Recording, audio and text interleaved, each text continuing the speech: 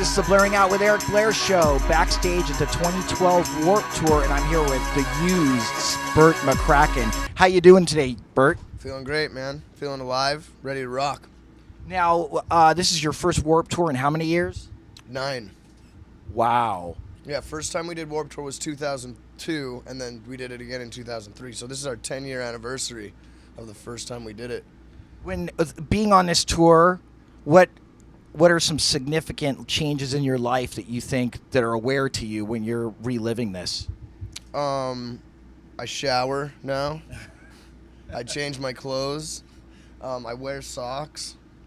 I'm pretty civilized nowadays. You know, Bert, you have had a pretty hard life for somebody who's a rock star. I mean, do you consider yourself a rock star? I don't know if rock stars really exist anymore. I think the rock stars nowadays are probably like the internet guys, you know what I mean? Those are the true rock stars nowadays. I'm just a fan of music, I guess. And you've been able to turn that into a killer job. Yeah, best job in the world, I think. Tell me what the pros and cons of growing up in a Mormon family were. It's very hard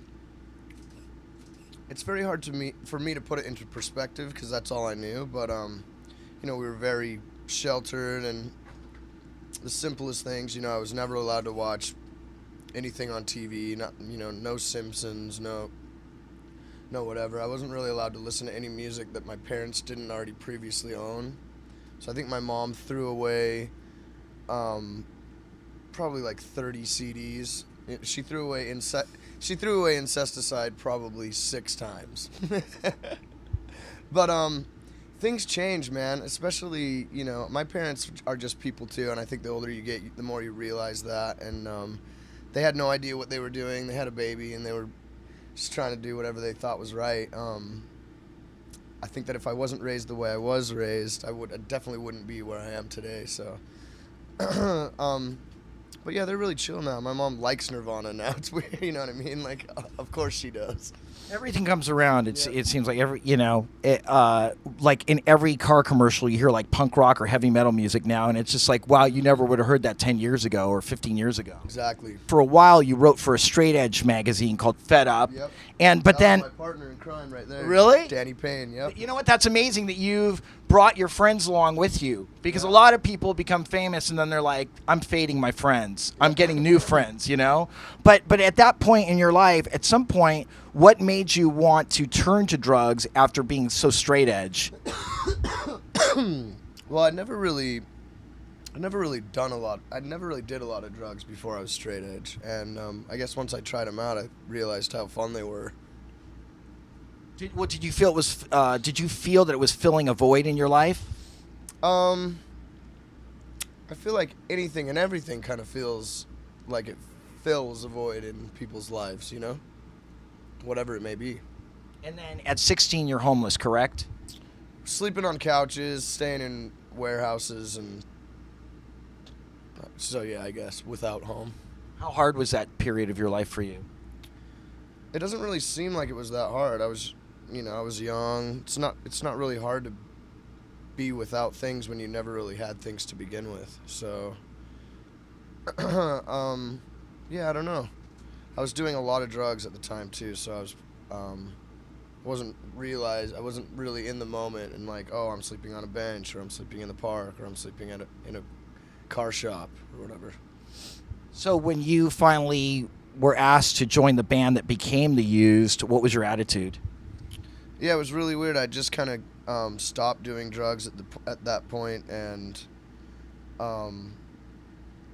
I actually had to try out for the band. They wanted me to come and try out, so we wrote Maybe Memories, and that was kind of my tryout. And from then we kind of knew that it was going to be bigger than anything we'd done in our lives. But for me, it was weird because all I knew at that time was drugs, and all I ever talked about was drugs, and and these guys, like, their idea of fun was going and like sneaking into a hotel hot tub and hanging out and drinking a Coke or whatever. And I'm just like, I don't know how I'm going to deal with this, but it was a good thing. With the success of Maybe Memories in 2002, how surreal was that experience for you, and how did it impact your life at that time? Yeah, it was crazy. I finally had something to do that I felt like I belonged, where I belonged, and I felt like I was doing what I was born to do. I've always wanted to be a rock star, if that's how you want to say it. I always knew, ever since I saw Michael Jackson singing on stage, I knew that's what I wanted to do with my life. And so when it finally started to happen, I guess it just felt right, and it felt like this is where I'm supposed to be.